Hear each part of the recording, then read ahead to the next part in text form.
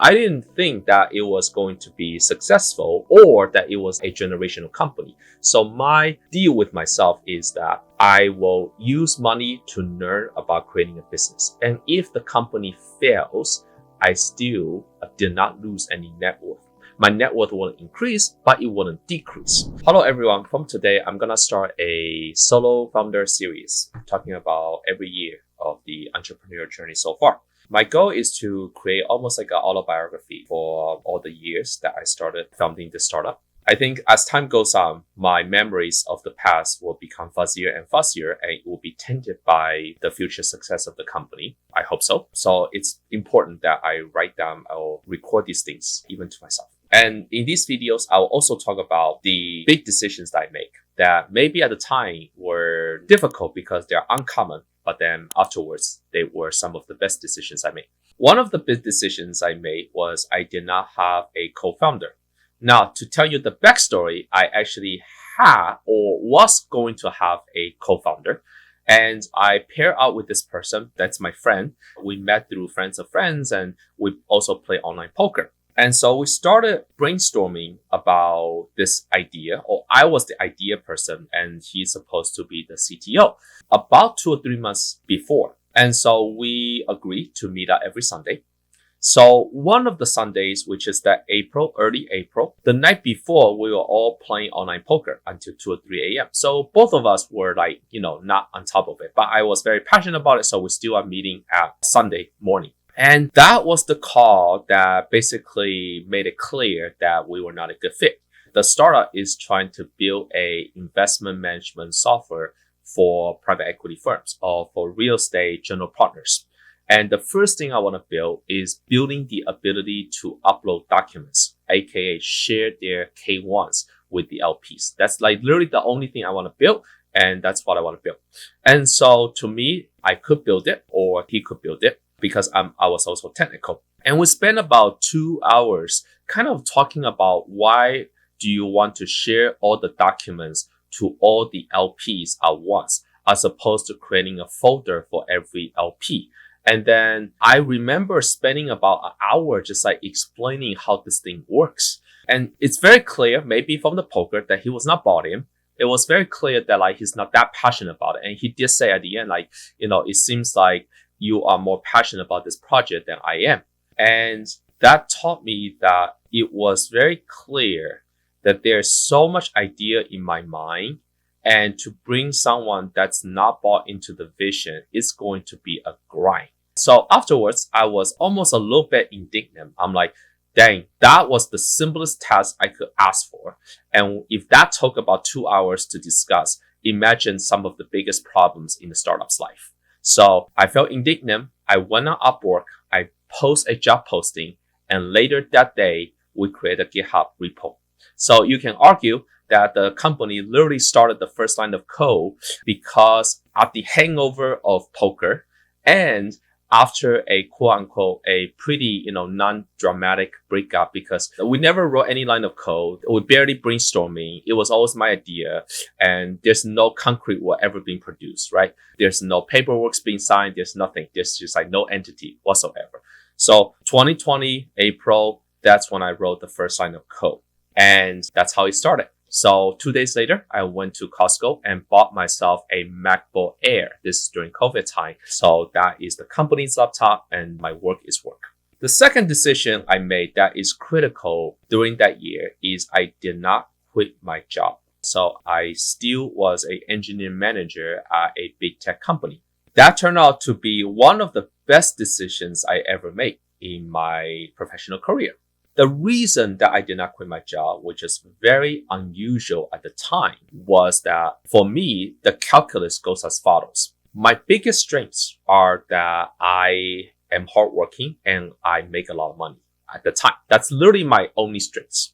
I could have quit my job and called it, 10 hours a day. And I was the only engineer, code that for a year and a half. The downside of that is if I were to manage teams in the future, then I did not do the end state equilibrium tasks. I did not do the roles when the company is successful. So why do that as a transition?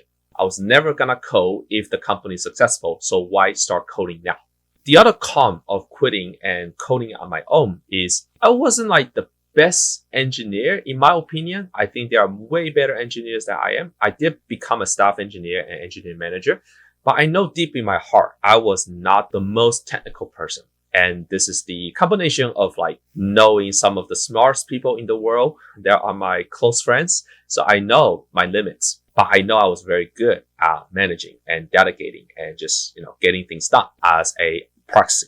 And then the third reason that I didn't quit my job was if the company doesn't succeed, and I didn't think the company will succeed at the time. So as you can see, these videos are going to be super useful for the listener, because you will see the best way to learn about startup is go through an example, and you will see some of the decisions were not that flashy, and people don't start off like, the company will definitely succeed. It wasn't until like 6 years later that I created a video of like, you are going to be so confident about your startup that you know it's going to succeed. But on that very first day, nobody knows, right? So this is the real truth. So I didn't think that it was going to be successful or that it was a generational company. So my deal with myself is that I will use money to learn about creating a business. And if the company fails, I still did not lose any net worth. My net worth wouldn't increase, but it wouldn't decrease. So I ended up spending about $600,000 before I raised a single dime of money. And in 2020, which is the first year of the startup, I spent about 180K. And then the following year, I spent like 400K. And also for the record, when I talk to the outside world about like the funding date of the company, it's actually September of 2021. It's not April of 2020, because September of 2021, that's when the company got incorporated. So for a year and a half, I was basically moonlighting this thing. So as you can see, startups come in all sizes and shapes. Most of the people that got into YC, their founders actually only started working on a company about 2 months ago, or they barely have an idea, or they pivot during the batch and they were just insanely smart. But that's not my route, as you can see. My route is that I spent 600K before I quit. So the second strength I have is I'm accustomed to hard working. So I have a lot of time. I have a lot of money. I'm going to use my money and my time to bootstrap the company. So it's fine that if I spend a lot of money, and it's also okay that I work 2 jobs, call it a year and a half. And my goal was simply to learn what does it mean to start a company on the side. As you can see, I did not quit my job and then go full time. And so to the outside world, I was not committed. I was not pot committed, unlike the people that, joined YC. It took me a year and a half to even convince myself. And until then, I did not raise any money. So that's very interesting when you go back to the earlier days. So that's the third point, which is I did not raise money. I was using my own money, because until it's proven, I feel bad and I will not take other people's money. And you can also make a statement that I was very risk averse, because I was not brave enough to quit my job and I did not want my net worth to go down.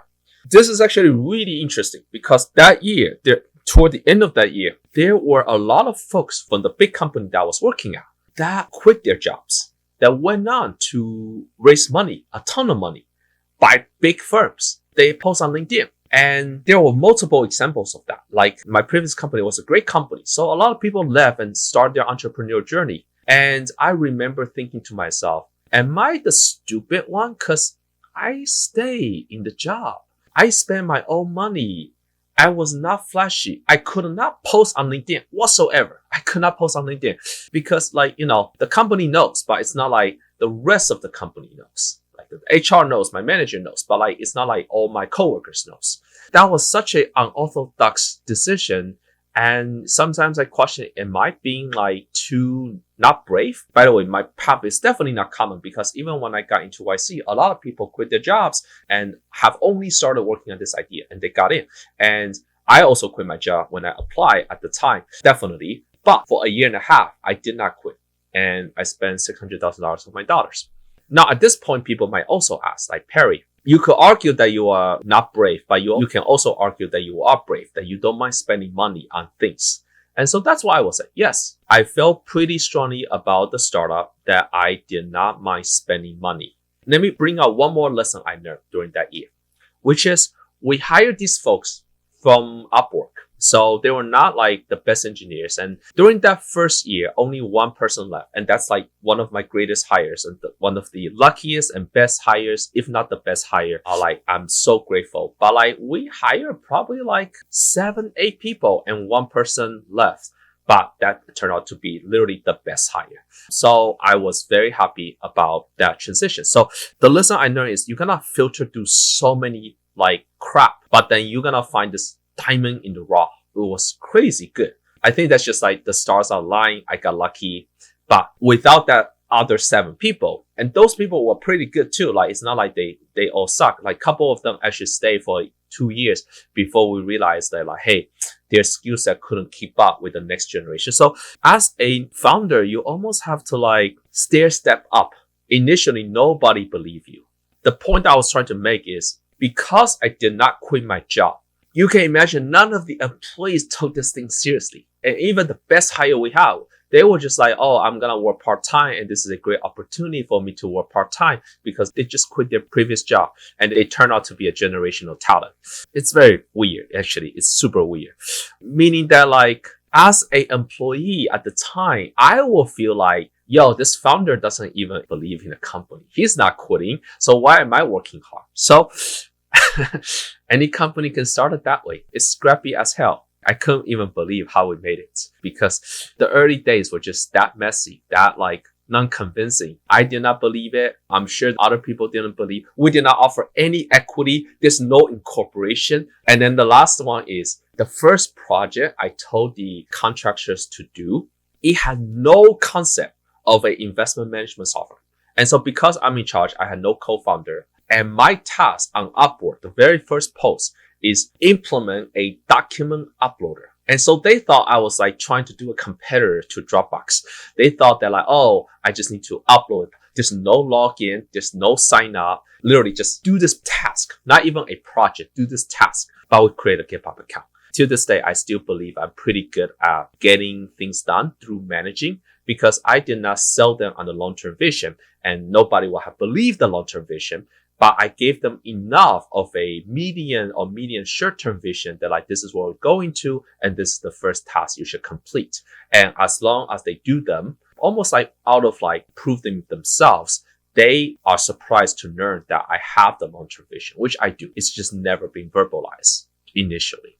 Also, because I was very technical, so even though I said I'm not a good engineer, I was like pretty good. So I did review all the tech specs. I did like review all the data models. So I know a lot about engineering, a lot, but I just didn't want to code. So that is one of the decisions I also made, is I made an intentional choice not to be the coder myself. So now we are doing really well, like mid-single digits of millions of ARR. And I still don't believe I wrote any real code. I probably wrote some HTML crap like back in the day, but like I don't think I wrote a single line of Python code. But because I was technical, I was a staff engineer at the end of the day. Like, if you were not technical, you're gonna debate endlessly whether you should use Ruby on Rails, or you should use Java, or you should use like C++, or you should C# or whatever, ASP.NET, or use Scala, for God's sake. Oh, please don't do that. So I knew by the time I started the company, we're going to use Python on the front end, and we're going to use some kind of responsive library in the back end. And I know for a fact we'll use Python. It was the contract that decided that React is the right way for the back end. So I'm like, yeah, done. So that decision took me less than like 2 seconds. Now that I'm like reflecting back, I think these are the things I think we did well, which is there are certain decisions that will have been endless debate. I just made those decisions in less than 2 seconds. It's just like, it's not a question. Like, why am I debating between Ruby on Rails and Python? I'm using Python. If you don't want to use Python and you want to use Ruby on Rails, well, sorry, we're using Python. So I'm glad that those things I'm very decisive on. And during that time, because of COVID, a lot of people got laid off, and we have some folks that like couldn't get any jobs, and they came in for an internship, and then they later, like the following year, they left for Amazon, and some people went to Amazon and then they got laid off again. And through that time, I developed a very good sense of like assessing their long-term fit and their talent, their character. And so that is, I think, something I am good at. And so the first year, you can technically call it like first 9 months of the startup, because it started in April. April is when I wrote the first line of code, but the C for wanting to start up started in January. So there's the one more story I want to tell, which is in January, I saw a wannabe startup that is trying to create kind of the wealthfront or the Robin Hood for commercial real estate. And they basically are developing a real estate syndication software. So I'm like, I love what you're doing. I want to invest. I want to like be a part of it because again, at that time, I was an engineering manager. And as an aside, at that time, March of 2020, I became quote unquote a millionaire when I was 29 years old. And then by the time I was 32, which is March of 2020, my net worth is around like 2.4. Like I had this whole like net worth spreadsheet calculated. And then I remember in 2020, I had this like tab on my spreadsheet that's literally like list out my net worth every single year for the next like 50 years. Based on if I will continue to work at my previous big tech company and continue to do real estate.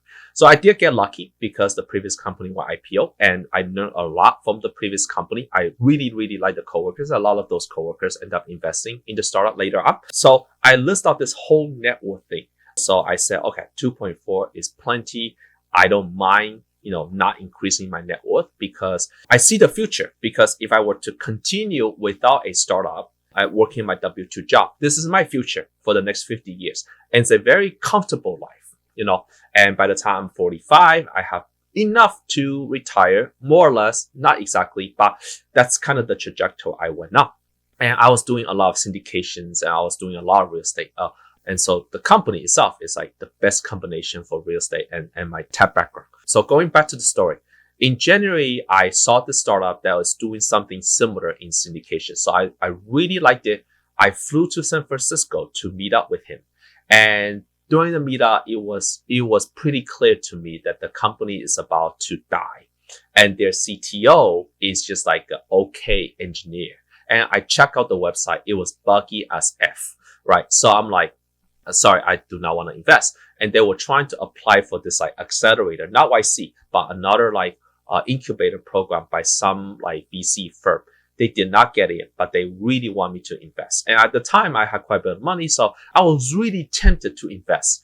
Then like I woke up and said, I actually want to build it on my own. And so that's when I paired up with my friend because everyone said you should find a co-founder. And then that was during February of 2020. And then April of 2020, that's when I decide, I'm fed up. Let's just write the first line of code. Then just implement a document uploader. And let me still work on my job and show no like external ambition that this is gonna be a good company. That's the beginning. That's how it was born. It was not supposed to succeed. And it will get worse as time goes on. By the way, if I have to summarize the benefit of not having a co-founder and the con, the benefit is you're gonna learn everything. And so it's great if you love learning. The con is that you're gonna spend 2 or 3 more years than having a co-founder to get to your destination. But because I am such a long-term thinker, 2 or 3 more years, I could care less. And maybe one more difference between me and the typical founder is this is something I wanted to do no matter what. A lot of people apply to YC trying to find the idea, but like any other idea, I probably wouldn't succeed. It's only this idea that I am good at.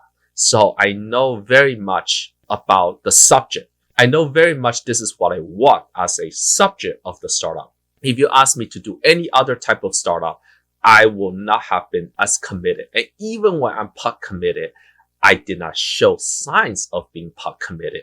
But like maybe you can say $600,000 is a lot what you spend on. You were very pot committed. It was a very intellectual decision. It was a very good decision in retrospect. And also I'm very lucky to have the net worth to do so. So the stars will align. But as you can see, the early stories of startup are messy. They are not like rosy. They have a lot of trade-offs. And even if it doesn't start on a certain path, doesn't mean it wouldn't go into a certain path. So that's the story. I'm recording it so that I can look back on these, so that the memories will not be tainted by future success or failure, so that there will not be any survivorship bias, and so that, like, because I'm still relatively close to the initial times. And so maybe the memories will fade, and the stories might become a little bit different. Who knows? There are other, stories during the first year, which we can get into later. But next time, we're going to talk about year 2, which, again, the company did not get incorporated until technically year 2. So, and publicly, that is the very first year, because that's like this company starts when I became full-time incorporated. But this is kind of like called a year -1. And the next year will be year 0. And then when company gets incorporated, it will be year 1, I guess. All right, cool. Thanks for watching. Have a great rest of your day. Bye-bye.